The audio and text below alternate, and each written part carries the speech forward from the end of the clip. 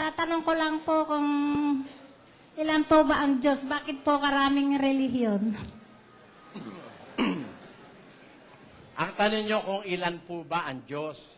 Pag ang tanong nyo, ilan ba ang Diyos? Marami pong Diyos. Pero pag ang tanong nyo sa akin, ilan ba ang Diyos Ama? Isa lang. Pero pag tanong nyo, ilan ba ang Diyos? Marami pong Diyos. 82.1 ng awit, pakilagay sa screen. Ang Diyos ay tumatayo sa kapisanan ng Diyos.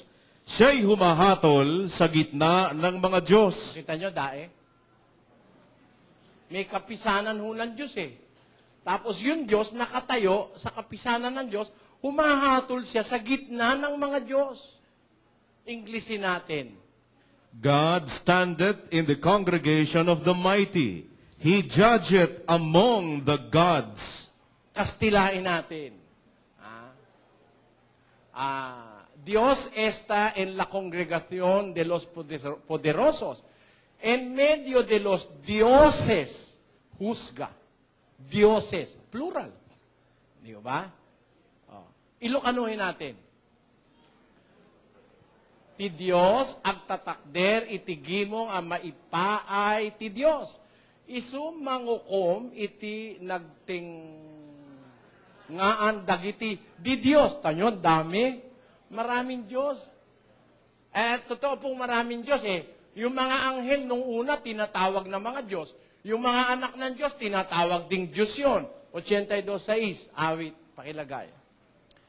Aking sinabi, kayo'y mga Diyos. Bakit? At kayong lahat ay mga anak ng kataas-taasan. Tanyo, lahat ng anak ng Diyos na kataas-taasan, pati mga anghel, tinatawag mga Diyos eh.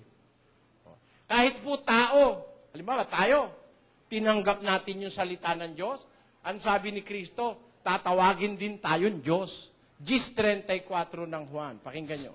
Sinagot sila ni Jesus, Hindi baga nasusulat sa inyong kautusan? Aking sinabi, kayo'y mga Diyos?